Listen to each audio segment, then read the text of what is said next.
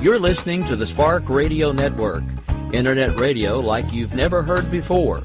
Innovation, creativity, and imagination are all said to begin with a spark.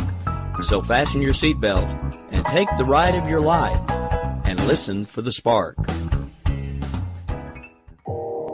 You are listening to KLRN Radio, where liberty and reason still reign. Most writers and radio show hosts know that to connect with your fans, you need to do more than just write books or record the latest podcasts. There are many different elements that go into forming an online platform, but there are also many hidden traps. To make matters worse, solid advice on how to survive the muddy waters is scarce. In the book Hidden Traps, I talk about some of the important issues of working with an online platform, highlighting traps that could put your physical or internet security at risk or be harmful to your reputation. Are your social media posts just links with a few disjointed words, making you look like someone who can't complete a sentence? Did your new website cost you more than you anticipated? Are you leaking your personal contact details across the web without even knowing it? Then you need Hidden Traps. Hidden Traps is now available in paperback and ebook from a variety of retailers, including Amazon, Barnes & Noble, and Kobo. Visit blackwolfpublications.com for more details. If you're 85 or younger, would you like peace of mind and comfort for your family? We're Final Expense Direct with an urgent message for you. The average funeral today costs over $8,000, but the most you'll get from government benefits is $255. How will your family pay the difference? We can help. Our senior plans start as low as just $1 a day and pay up to $30,000 for a funeral and other final expenses. Peace of mind is easy. There's no medical exam. You'll have lifetime coverage, and your plan can't be canceled as long as you pay your premiums. Call now for free information about our senior plans. Answer a few simple questions and receive approval right on the phone. Plus, call right now and we'll give you a discount prescription card for free. Call 800-553-8687. That's 800-553-8687. Again, 800-553-8687. KLRN Radio has advertising rates available. We have rates to fit almost any budget. Contact us at advertising@klrnradio.com.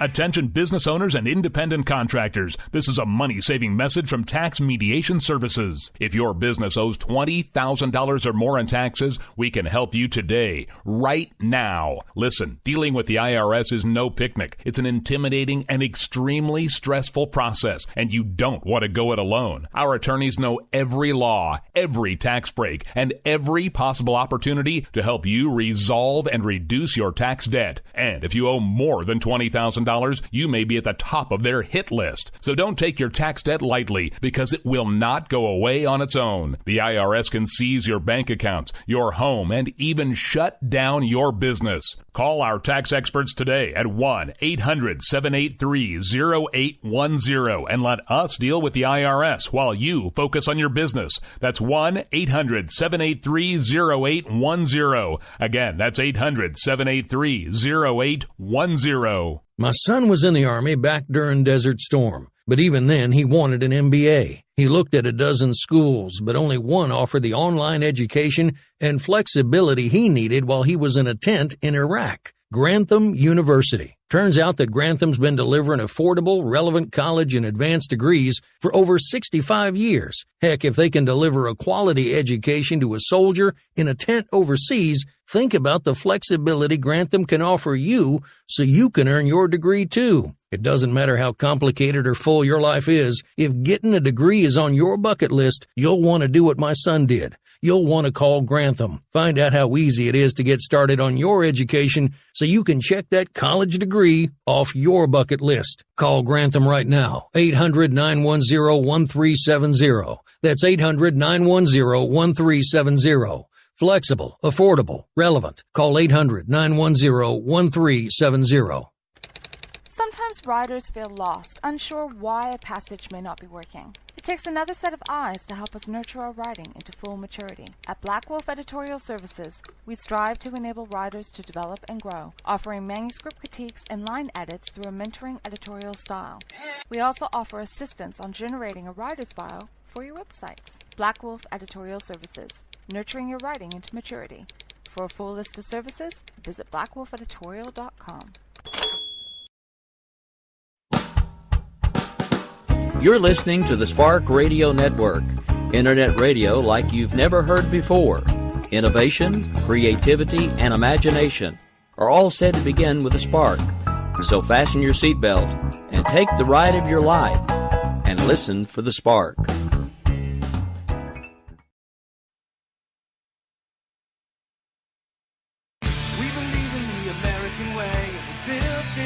Called the USA, and we fly our flag cause we're proud and free, we're Americans. Red, white, and blue is our way of life. Never back down from a challenge or a fight. Nature provides, God gives the rights, we're Americans. We fish the waters and we hunt the lands. We forge the steel with our own two hands. With what we've got, we do the best we can, we're Americans. This is Rio of Madison Rising, and you're listening to KLRN Radio, where liberty and reason still reign. It's time now for the Conservative Curmudgeon Radio Show. Now, here's Grouchy. Good evening. So glad to be back with you tonight. We have a big night in store. We are going to do what we're calling a crossover show. If you've never been a part of that before, we've done one here once before with our friends at the Red Wine a few years back, and we're going to do another one tonight with our friends at FOOBAR, and we're going to kick it off at the bottom of the hour where Polita Bunny and the Opulent Amish are going to be joining me, and then at the end of my show, I'm going to jump over and join them, and we're going to continue on with our discussions. So do yourself a favor. This is going to be a lot of fun. Stick around. We'll tell you everything you need to do to make the move from show to show. It's not hard. It's really not. And just, get your ears on and learn something here. It's time to get smart. So as we get rolling tonight, of course, today's big news was that the Senate took a vote to reinstate net neutrality rules at the FCC. This measure's been expected. This is not something that, wasn't going to happen regardless. There were 50 senators previously that declared their support for it. They got 52 to vote it through today. This in itself is procedural at this point. It doesn't make a hill of beans. There's a much harder fight in the House of Representatives. And even if it were to eke through over there, I don't think the president would sign it. And I think he would just let it die on his desk. It's amazing watching people that are politically left-oriented on social media when this happened today. They were cheering this great decision, and these are the same people that call Trump a Nazi, and they don't even realize that it would actually be up to the executive branch to enforce the net neutrality rules. So this is a man they're calling Hitler and a Nazi, and they want to give him control of the internet. I just don't understand people sometimes. Look, there's only one thing that the government does halfway good, and that is they run the military. Okay, we have a decent our military itself would run itself much better without the interference of government. But being that the military is a function of the government runs the military. They do that pretty well. Okay, the military is the number one expenditure of money that our government makes. If you start going down the list, you see quickly how fast government drops off, because the number 2 expenditure of government in our country is the United States Postal Service. That shows you what a priority they are to government as the number 2 expenditure. They can't make a dime. They lose money year after year. But we keep pouring money in behind them. Anyway, let's get back. So 3 key Republicans on this vote. Of course, Susan Collins and Lisa Murkowski. You might as well not even call them Republicans. But then John Kennedy of Louisiana joined with the Democrats and 2 Democratic-leaning senators to pass this motion.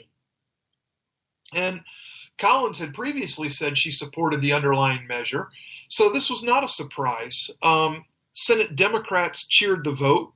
Amy Klobuchar of Minnesota called it an amazing victory for consumers, small businesses, and rural communities. Like somebody was going to unplug the internet out there in flyover country.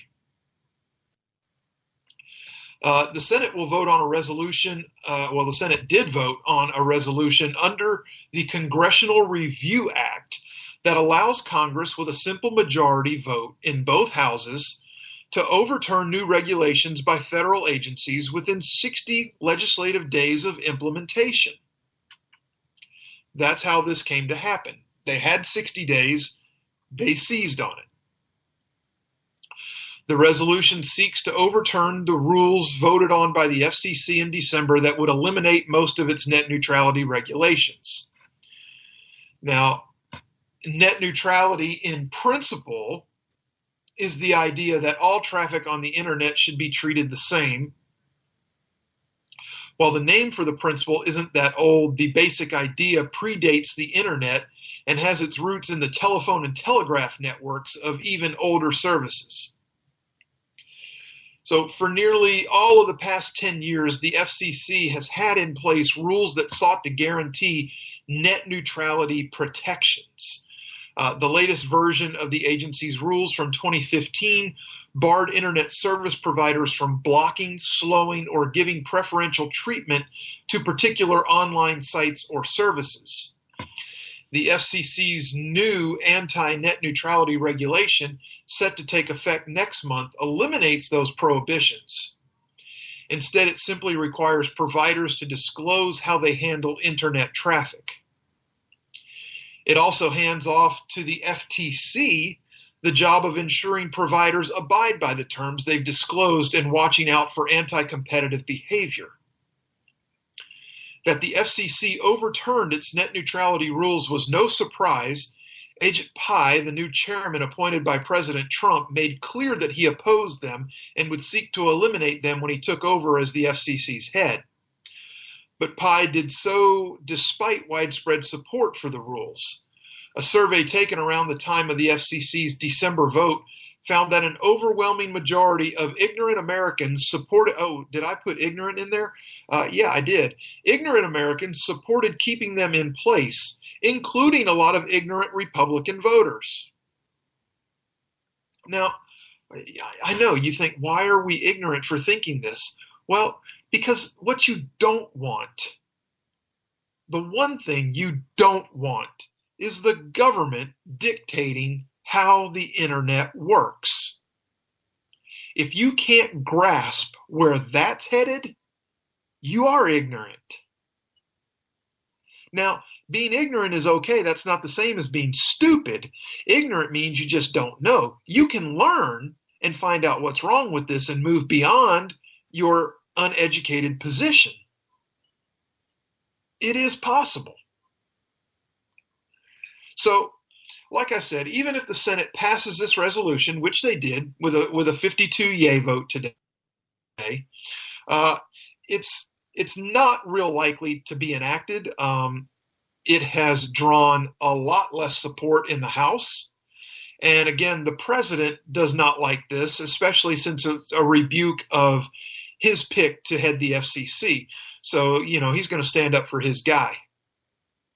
Now, Net neutrality supporters are also seeking to overturn the FCC's actions in federal court and pushing measures that would offer net neutrality protections within a state's borders, which is a whole different ballgame altogether. So we're not even going to go there. Let's just sit back and watch this a little bit. Let's see where it goes. And, let's see if it even makes it out of the House. And if it makes it out of the House, I really don't see the president signing it anyway. And the Senate doesn't have enough. And even if it passes the House, they don't have enough to overdo a pocket veto or even a straight up veto if that's what he chooses to do. So again, nothing to be celebrating just yet for those in favor of. Just know that it's happening. You can keep your eye on it and watch the process. Like I always tell you, do your own homework. It pays every single time. So, what else is going on out there? Well, we know what's going on with North Korea, right? I mean, North Korea is coming to the table. They're making nice with South Korea. They're talking about dismantling their nuclear test area out there, where they launch from. Never mind that it's already half crumbled apart. But North Korea decided to flex a little muscle, and they are now threatening to walk away from its meeting with President Trump next month if the U.S. makes a one-sided demand for the regime to give up its nuclear weapons. Now, North Korea's first vice foreign minister, Kim Ki-gwan, said the regime was disappointed by provocative comments from the United States, according to a statement published by the state-run Korean Central News Agency.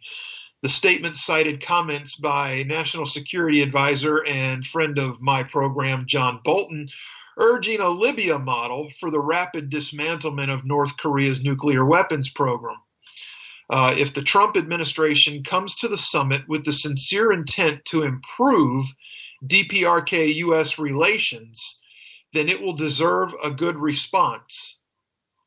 But if it forces us into a corner by pushing for the abandonment of our nukes only in a one-sided demand, then we won't have an interest in such talks anymore and will reconsider whether to respond to the upcoming summit. Now, look, a lot of this is bravado, okay? They're trying to look like they're saving face to their people. Trust me, the people are much more interested in what it's going to take to get food into the country so that they're not starving to death than whether Un saves face by looking tough to Trump. But the statement added that President Trump would remain as a quote-unquote failed president if he follows in the steps of his predecessors. Well, I mean, look, you say what you will about Trump. He does some good things. He does some bad things. I can call balls and strikes right down the middle using the Constitution as a guideline. Not everything he does is great. Not everything he does is bad either. Okay? But no other president has ever gotten this far with North Korea, and no other president is putting the effort into North Korea like President Trump is. Now, why would he even bother? Who knows? Maybe it has something to do with China. We know China is the leash yanker when it comes to North Korea. But, we'll see what happens. I mean, again, and early today they canceled talks with South Korea and warned the U.S. to think twice about Trump's summit with North Korean leader Kim Jong-un, scheduled for Singapore next month. Again, let's wait and see. Are they going to call South Korea back tomorrow or Friday or over the weekend and say, let's get together on the down low and have our little talks? And I think a lot of this is just for show. I really do. So Let's wait and see what happens with North Korea, and we'll go from there. Right now, things look a lot better than they ever have as far as North Korea and their nuclear weapons program. Say what you want to about it. This wasn't just something that Kim Jong-un had a dream about one night, woke up, 2 months ago and said, you know what, let's do this. That's not what happened. So anyway, okay. Pressing on. I'm going to skip that because I want to save most of that for later. You may or may not have heard about a candidate for Congress who is running for office on the Democratic ticket in New Mexico. His name is Pat Davis. And this is a guy who basically said, he ran a TV commercial in which he said, F the NRA. But, he actually said it. So Pat Davis is seeking an Albuquerque area seat, and he said that the National Rifle Association's pro-gun policies resulted in dead children, dead mothers, and dead fathers. Now, nowhere in his tirade did Pat Davis mention that it was actually criminals that pulled the triggers on these guns that were the ones that are responsible for the dead children, the dead mothers, and the dead fathers. It's strictly the NRA's fault. So he's doing an interview the other night with Tucker Carlson, and Tucker's pretty good about getting in people's business.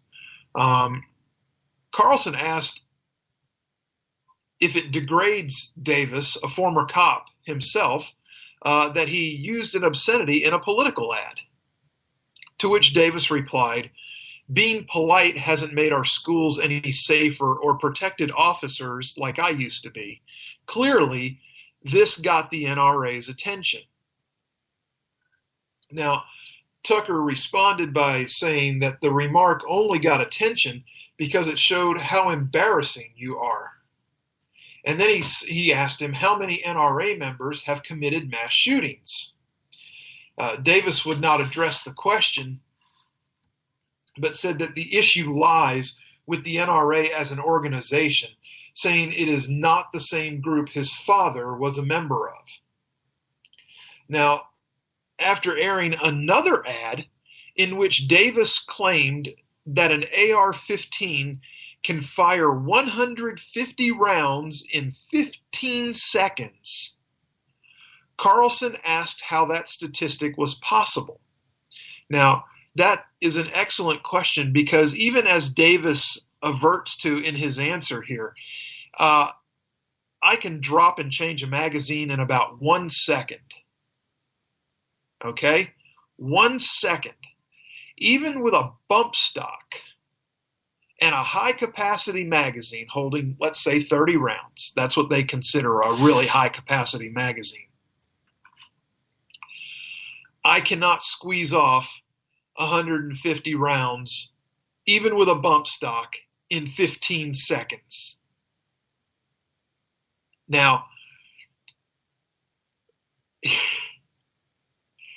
Davis said that it could be done with the equipment like high-capacity magazines and bump stocks, to which Carlson said that the barrel of the gun would melt under such conditions.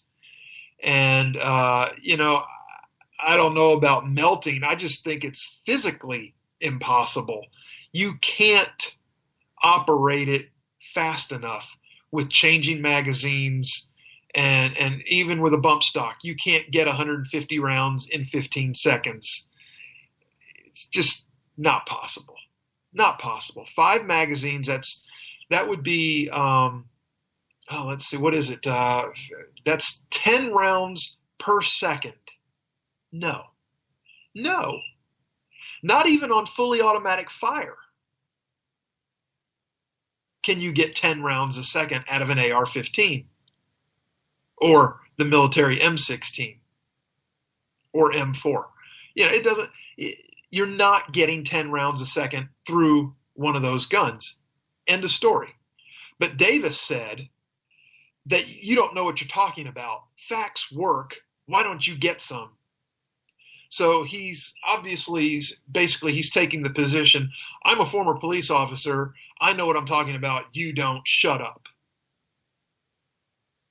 Well, maybe he'll be better prepared for his next television spot. Who knows?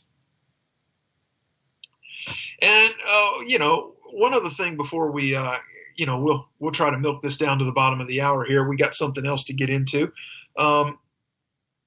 President Trump's attorney, Rudy Giuliani, told Fox News today that special counsel Robert Mueller has told the president's legal team that he will follow Justice Department guidance and not seek an indictment against President Trump. Now, Giuliani himself, a former federal prosecutor and mayor of New York City, also told Fox News that Mueller's investigators have not responded to 5 information requests from the president's team. That has forced President Trump's legal team to push off making a decision about whether the president will sit for an interview with the special counsel, a decision they had hoped to reach by tomorrow. The precedent that federal prosecutors cannot indict a sitting president is laid out in a 1999 Justice Department memo. Giuliani told Fox News that Mueller has no choice but to follow its guidance. Giuliani said, the case is essentially over. They're just in denial. Now, I haven't read this memo. Obviously, the story just broke out today, so I haven't had a lot of chance to do homework on this yet. But I'll be looking into this memo a little further. I don't know about no way. Well, I don't know. Maybe it was rewritten in 99. I don't know. Again, don't know enough about it. We'll find out. But Giuliani joined Trump's legal team last month and has repeatedly warned that an in-person interview of the president by the special counsel's team would constitute a perjury trap. Complicating matters, Trump himself has refused to rule out agreeing to interview with Mueller. In an interview with Hannity on Fox News earlier this month, Giuliani said that the Mueller team had ruled out allowing the Trump team to submit written answers to the special counsel's questions. The attorney whom Giuliani replaced on Trump's team, John Dowd, has said that Mueller has floated the idea of issuing a grand jury subpoena for Trump to answer questions.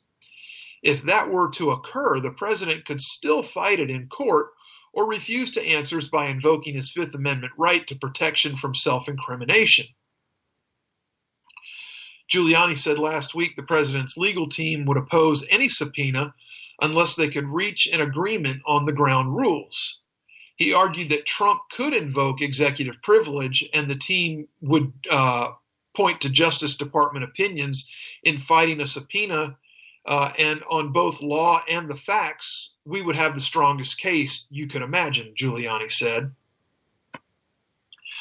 He also noted that the handover of 1.2 million documents to the Mueller team as evidence of cooperation. So Thursday marks the 1-year appointment of Mueller to oversee the FBI investigation into alleged collusion between Russian officials and members of the Trump campaign.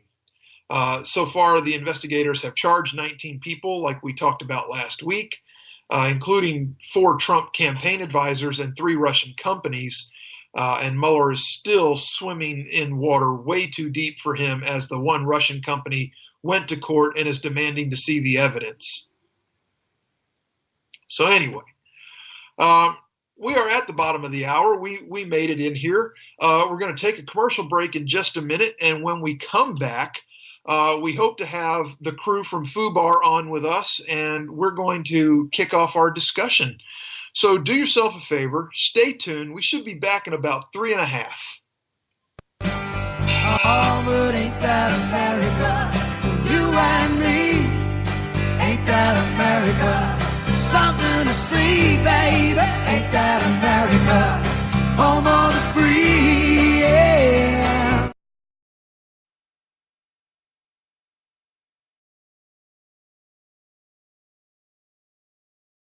My son was in the Army back during Desert Storm, but even then he wanted an MBA. He looked at a dozen schools, but only one offered the online education and flexibility he needed while he was in a tent in Iraq. Grantham University. Turns out that Grantham's been delivering affordable, relevant college and advanced degrees for over 65 years. Heck, if they can deliver a quality education to a soldier in a tent overseas, think about the flexibility Grantham can offer you so you can earn your degree too. It doesn't matter how complicated or full your life is. If getting a degree is on your bucket list, you'll want to do what my son did. You'll want to call Grantham. Find out how easy it is to get started on your education so you can check that college degree off your bucket list. Call Grantham right now. 800-910-1370. That's 800-910-1370. Flexible, affordable, relevant. Call 800-910-1370. Tired of paying outrageous prices for Viagra? Well, we have great news for you. Now you can finally get Viagra at huge discounts. Healthy Man allows you to save up to $500 on Viagra. Why pay U.S. pharmacy prices of $15 per pill or more when you can get Viagra for less than $3 a pill? Call today and get 40 Viagra pills for only $99. This can cost as much as $600 at your local pharmacy. You can't afford not to call us. If you want Viagra at the lowest prices, never pay $15 a pill pharmacy prices again. Get Viagra for less than $3 a pill. Call 1-800-516-7602 today and save up to $500 and get 40 pills for just $99. Healthy Man is fast, easy, and affordable. Operators are waiting at 1-800-516-7602 to take your call right now. Call 1-800-516-7602. That's 1-800-516-7602. Again, 1-800-516-7602. Attention business owners and independent contractors. This is a money-saving message from Tax Mediation Services. If your business owes $20,000 or more in taxes, we can help you today, right now. Listen, dealing with the IRS is no picnic. It's an intimidating and extremely stressful process, and you don't want to go it alone. Our attorneys know every law, every tax break, and every possible opportunity to help you resolve and reduce your tax debt. And if you owe more than $20,000, you may be at the top of their hit list. So don't take your tax debt lightly, because it will not go away on its own. The IRS can seize your bank accounts, your home, and even shut down your business. Call our tax experts today at 1-800-783-0810 and let us deal with the IRS while you focus on your business. That's 1-800-783-0810. Again, that's 800-783-0810. Oh, but ain't that America? You and me. Ain't that America? Something to see, baby. Ain't that America? Home of the free. Yeah. Shut it down. Let's go. Let's do this thing. Welcome back, everybody. We have our guests on the line. So before we actually bring them in, it is time to put the children and old people to bed, because things are going to get crazy. Wait, if we're putting old people to bed, who's going to push the buttons? Oh, yeah, well, that's a good point. Okay, you can stay up, but all the other ones have to go to bed. All right, so welcome to the program, the crew from FOOBAR. We have Polita Bunny and the opulent Amish with us tonight. Guys, thanks for joining. Grouch, how are you, my friend? I'm good. It's been a little while. It has. I haven't been on the show to say vagina in a long time. It's true. You haven't. And I'm gonna. He hasn't missed that either. Look, she can't rattle me, and she knows it already, so I'm not worried about it. He says thanks for joining him, but it's still early. Yeah, well, that's true, too. But, I have a surprise for you guys. Oh, joy. I have a surprise. Well, normally I would have sent you each one of these, but I have only one intern, and since he only works for one box of Steakums per show, I'm going to have Seymour hold up a pane of glass for each of you. Over your head, idiot. All right, here we go. There we go. You guys Steakums bless. The poor bastard. He only works for Steakum. Yeah, it could be worse. It's not bad. Steakums are awesome. I don't know. I haven't had one since I was a kid. Well, you only eat kale anyway, and like That's protein not true. powder. That's not and true. purple I shakes. eat meat. I eat meat. When was the last time you actually had a carb? Just curious. Well, I do eat. I eat sweet potatoes. No, those don't count. Those are good for you. I mean, like an honest to God evil carb. Kit Kat, Snickers, Christmas. You're so good. I had some candy at Christmas. Christmas Oh, fudge. yeah. All right. Oh, I need to ask. I'm actually reading into like your chat room and people are talking, and we're not allowed to swear on your show. Well, I mean, okay, just like Orty. PG-13 swears. Orty, you heard him. Watch your mouth there, dude. Me, you're the Just one that's ahead on the charity drive. I am not. I am not. No, am I? You had to take a week off for me to catch up. Oh, that's right. Well, I'll watch. I just said vagina. That doesn't count. No, that's an anatomical term. We can let that fly. I mean, we Yeah, can. you know. We'll fill the jar over on your show, though. How about that? Right. Yeah, because that's the cool thing. We get to hang out with you for half an hour, and then you're going to go hang out with us on our turf for a little while too, right? For as long as you'll have me. I mean, I'll. You're welcome to hang out the entire time. Although I don't know if you'll want to hang out because as the show goes on, it gets a little. I don't know, Orty-like.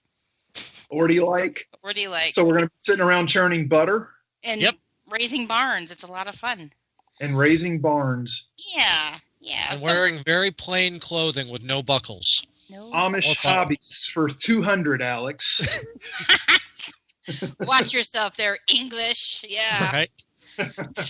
That's hilarious. So, dude, are we supposed to talk about something important, or can we just sit here and make fun of Orty all night? Well, no, we can talk about something important. We actually did pick topics to talk about. So we did. We did, and my choice for topic was this opioid crisis that this country is in, and it's an ugly thing. It is. We could kick this thing around for a week and not scratch the top of the iceberg off of it, but Well, I think it's really interesting that you brought this up because I'll be the first to admit that it's not something I pay enough attention to. And the moment you reminded me that you were talking about it, I was reading and I was being, trying to be like prepared, which never happens. But I happened to watch the new episode of Roseanne. I don't know if you're watching her like revival or whatever. I'm not, but go ahead. But Roseanne has a knee problem and they can't afford to have the surgery because, they're always without money or something. And she has a problem with painkillers. And it's interesting because in the episode, which just sounds silly talking about a show, but I thought the timing was really good. Dan finds all these weird bottles of painkillers for other people that have been given to her. Like one woman had a mastectomy, and so she gave her those pills. And it was just, Roseanne said, I can't afford the surgery, and I'm in pain all the time, so I'm taking them to survive. And I just thought the timing with your show was just too good not to bring that up. She broke my heart because he says in the show, well, I have a bad back. And she says, well, when you have a bad back, you lay on the couch for 2 weeks and I wait on you. When my knee hurts, I have to keep going. And it broke my heart listening to her talk about needing the pill. So I think the timing was just perfect with your show. Well, that's good. So, we have things like CDC numbers. Their complete numbers only go to 2015. So think about that. Okay. So 2015, we lost 42,250 people to opioid overdoses in the United States. Wow. And how much has the problem mushroomed since then that we don't even have complete numbers for? Yeah. It's always a little behind, isn't it? I mean, they're slow and it's aggravating because you can't get good, accurate statistics from them. I was just reading a story about how they're now at the southern border. On the south side of the border, they're mounting basically catapults to the border wall and launching fentanyl across the border. Jeez. So these things are portable, so they can just mount them and take them down after they're done and move on to a different spot. So, I mean, even with a wall, can we stop that? I don't think so, because That's like I said, terrifying. they're mounting it to the wall. Yeah. So how do you stop that? How do you combat that? You know, the tricky. Go ahead, Arby, jump in. Well, I was going to mention, this wasn't a huge topic on my radar either, so I did some research today too, and I was really surprised. I've always thought of it as kind of big pharma's fault, and the encouraging over prescription. But I was reading some stuff from the NIH and the CDC where the doctors that actually pushed the use of pain management, opioids for pain management, especially once OxyContin came in, because OxyContin was the great new drug for slow-release opioid into the system for people who suffer chronic pain. Right. And the way that they pushed it in, and this wasn't, I just drew a blank on the manufacturer of it, but it wasn't them that pushed this. It was a couple doctors who went to the CDC saying, well, there's no published long-term data that gives any evidence of high addiction rates for among patients who use this stuff over a long term. And so they kind of went, well, okay, well, that's good. So we'll use this as, and move it along. And the reason why it hadn't been published is because no studies had ever been done on it prior to 1986. And so they didn't have the data to say, well, there's no proof that there's, long-term addiction rates for using OxyContin, because it had never been studied. And that just floored me that we're going to put one of the most prescribed pills out on the market with no long-term studies on it. Yeah. Yeah. And just to give you a little more background there, the guy that actually introduced OxyContin to the market was Arthur Sackler. And his family owned the company that pushed it out there. He was a doctor and researcher, and basically it's Purdue Pharma. Yeah, I just found that in my notes, Purdue Pharma. So Stamford, Connecticut. Being the drug user of this group, the one thing that really stuck out to me in this NIH article was that they never anticipated what drug users, recreational drug users would do. And so here's OxyContin. It's a slow release formula, and that's great because people can't use it to get high. So what drug users do is they liquefy it. So that way all of the slow release is gone and they can get that quick hit high from it. Yep. And here's again the road to hell being paved with good intentions. Right. And the sad part is that, it's easy to look at this situation and just go, oh, a bunch of dope heads, they're not even worth my effort, blah, blah, blah. But it's not that way. The fact is this stuff is ripping good families, good people apart, tearing them from their jobs. Family members are in mourning because they don't even know how their loved ones even started on this stuff, let alone became hooked and overdosed. Right. And it's really crippling. It is. And it's a sad situation. And while we can't save everyone, I don't think that means we can just dismiss them either, because we've got to make the effort. So I guess, and this is just me not understanding how any of this works, so I don't have to actually play dumb. I am dumb. What are some feasible solutions here? How can we help people? Is this something, opioids are typically prescribed, right? Or are they just... They have to be. Yeah, they're controlled. But if these schmucks are throwing them over the wall at the southern border, those, okay. We're talking about legal. Yeah, illegal versus legal. Yeah, so is this something... I guess I don't know how we can begin to help. And maybe it's just understanding more, because like the point I made and Orty even made is it's not something that's typically on my radar. Is this more of an getting the message out so people understand what's going on, so it's not something that we're not paying attention to? Or is there something we can actually do?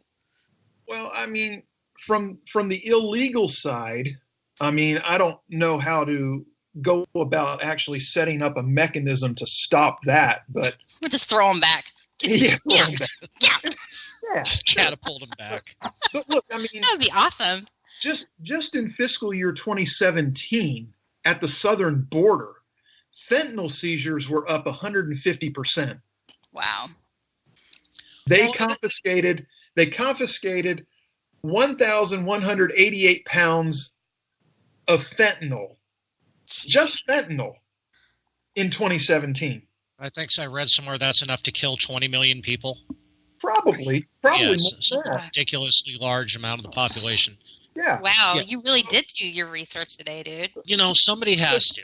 You know, to sit around eating bonbons and watching Roseanne, okay? I watched Roseanne without eating a single bonbon. Thank you very much. I will fess up that I am on ibuprofen and vodka right now. And bonbons. 1%er. That's it. Right. 1%er. I'm trying to talk about opioids, and I've had a big shot of vodka. Well, I hurt my back, and it's just agony. But see, I'm not taking an opioid. I'm taking ibuprofen and vodka, which is interesting. See, Yeah. my take on this is this again goes to the war on drugs being a failure and the overregulation. I mean, yes, people can become addicted to this, and I'm not making the argument that you should allow 10-year-olds to use heroin, but the more you criminalize something, the more attractive you make it, and especially to kids. I mean, a lot of us here are old enough to remember cigarette ads and Joe Camel. And, that's when I started smoking. And that was a 30-year addiction for me that I finally kicked a couple of years ago. And I'm still stabby about. But that's awesome. And I think I'm not usually very nice to you, but I think that we should probably, that's amazing that you smoked that many years and were able to stop, because a lot of people don't. And you just did it. Yep. So be stabby. You've earned the right to be stabby, but major props for doing it in the first place. Well, thank you. Yeah, it was actually harder to give up than meth. I did meth once for 4 years. God. And once for 4 years. Look, let's back up a second. Let's back up just a second. Let's go to the point that you managed to quit smoking, because there are people out there, and I'm going to draw a little line here and connect the dot. We've got plenty of people out there that successfully kick heroin and fentanyl and things like that. And we need to be encouraging these people to share with other addicts how they did it, instead of shaming them and making them feel like they're less than, desirable to be helping people. I think people like RB who quit smoking and people that quit heroin and fentanyl are the perfect people to help others that are having difficulty. Well, I think to your point also, with any kind of addiction, when you talk to people who will tell you ultimately that, with addiction, you're always an addict, you're just in recovery. And I've heard a lot of this throughout my life. And I think that addicts who are in recovery are always great people to turn to. And I agree with you that far too often, these people are vilified and looked at like they're bad people, even when they're clean, because, becoming addicted is some kind of weakness or something we look down upon. And I think a lot of that comes from how we've criminalized drug activity and the war on drugs, to Orty's point. And, it's kind of like even with prostitution, there are so many of these things that we've criminalized as a society that really are none of our freaking business. I caught myself. That we really need to mind our own business and maybe give these people the tools to regulate themselves, if that makes any sense. And I hate to bring up prostitution, but it's one of my big gripes is that, I don't support prostitution being illegal. I think if grown adults want to sell their bodies and they do it well and they're regulated and healthy, let them do it. That's their right. Nevada has the perfect model for that. I mean, they're tested weekly. Absolutely. Condoms are mandatory, and it's in a safe house. They're protected. They're not being trafficked. They're not being sold. They're not being beaten up. They're not spreading AIDS. They're not. I mean, there are so many benefits of stopping the criminalization of things like drugs, like prostitution. And I know that I'm going to talk to social conservatives out there who are like, eek, don't do that. But I really think if we give people the tools to regulate themselves and stop trying to regulate them, we're going to get a lot farther, even like with the opioid thing. We need to support them. I think that's a great point. Well, when you take the stigma away from something, you also take the glamour away from it too. And that's part of the war on drugs, is that, like you were talking about how, once an addict and always an addict. Well, that's true. Everybody can fall off the wagon at any moment. But alcohol's legal, and more people fall off the wagon with alcoholism than relapse into drug culture. So it's that sexy stigma, which makes it especially attractive to the younger kids. It's like, oh, well, marijuana is illegal. Well, marijuana is not illegal anymore, and use has gone down. But now they're finding that people are using the illegal marijuana in California more often because they have so heavily taxed the legal marijuana in California that people would rather go back to the black market. It sounds like Colorado. Yeah. Yeah. Sure. Yeah, I get it. And to that point, pot became basically so worthless south of the border. They hardly grow it there anymore. Most of the fields have been converted to poppy fields now. Sure. Right. Sure, And, it makes sense. that shows up on satellite radar pictures. You can pick up the heat signatures. Which again goes to the opioid crisis because it's a lot easier to get heroin from Mexico than it is from Afghanistan. Oh, yeah. Sorry. You're right. It's a great absolutely thing. right. I mean, it's just logistics. A truck and a catapult versus Right. CIA bringing it. Oh, that's why they're cleaning up so much more at the border, too, because there's so much more coming across. Yeah. And just think, if we're confiscating 1,200 pounds in a year, how much is getting across? Way more than that. Oh, you better believe it. That's crazy. But I think that goes back to the whole idea of less government, more liberty, and more self-regulation and more independence. And I think a lot of conservatives and almost every libertarian, except for the naked ones dancing around, I think that is their whole goal, is to really put people in the eye of power versus the government. Let people legislate themselves a bit more. And I think if we do that, to Artie's point, we take away the glamour side of it, and it becomes not such a glamorous thing or such a rebellious thing. It's interesting. I mean, take what you will, whether you like Snoop Dogg's music or not, doesn't matter. He's built this whole persona around him about being a pimp and smoking pot.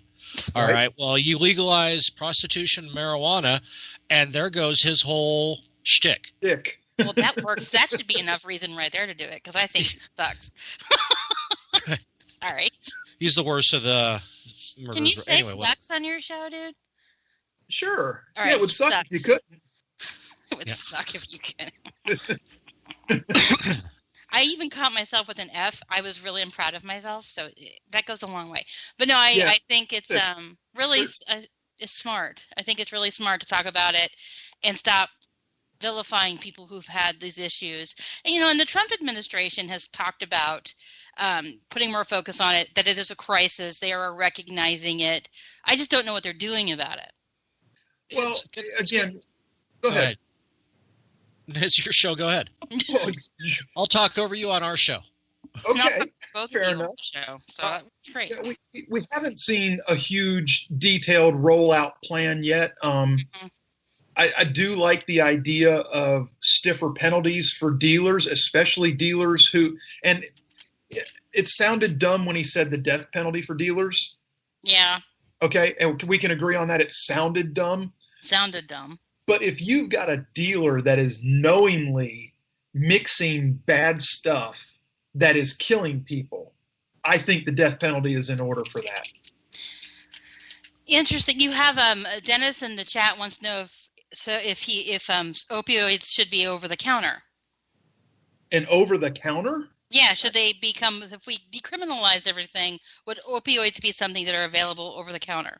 The libertarian in me says yes, but the minarchist says yes. Yeah, the minarchist says yes, but I'm also pragmatic, and I understand that. No, probably not. But you know what? Yeah. It's a lot easier to get Vicodin than it is to get OxyContin. Yeah. But if you put them on the same playing field and allowed the consumer to make the choice, I mean, I've been. Recent example, when I had my dental work done, I've been using Vicodin my whole life. That was my go-to to say, yeah, just give me some Vicodin. Well, the Vicodin stopped working, so they put me on Tramadol. I loved that Tramadol. And then I realized that that's not a good thing. It wasn't that I was enjoying – it's not that I wasn't feeling pain anymore. It's that I was enjoying the high. And then, on my end of it, I realized that's probably counterproductive to what I'm trying to accomplish. But you also have to understand that Tramadol is a non-narcotic. I loved it. It is precursor. It is a precursor to narcotics in Tramadol. When it combines with certain substances in your body, it gives you that effect. But Tramadol itself is not narcotic. I'll have you notice that I caught myself on an F-bomb. Did you really? I did. Awesome. See, we're trying to be respectful of you, G. I understand. I appreciate that shit.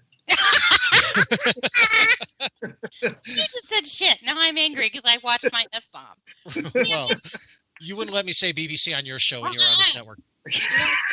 No. They're so bad.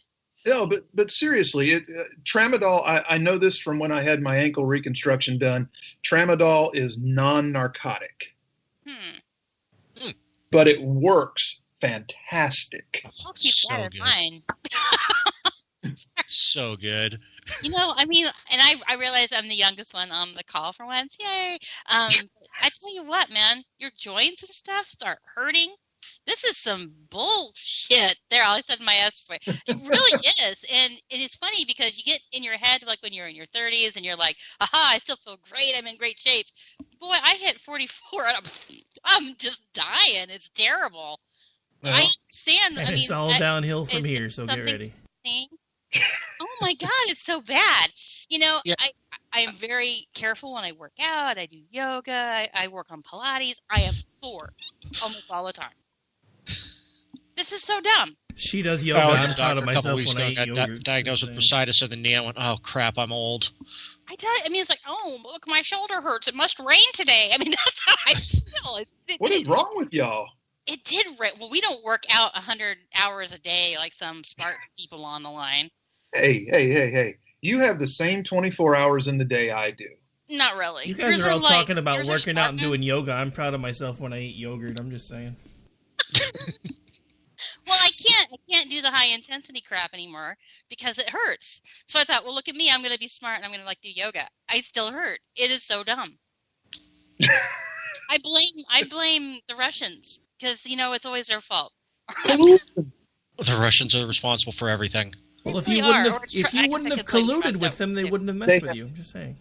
They have colluded with your husband to interfere with your fitness efforts.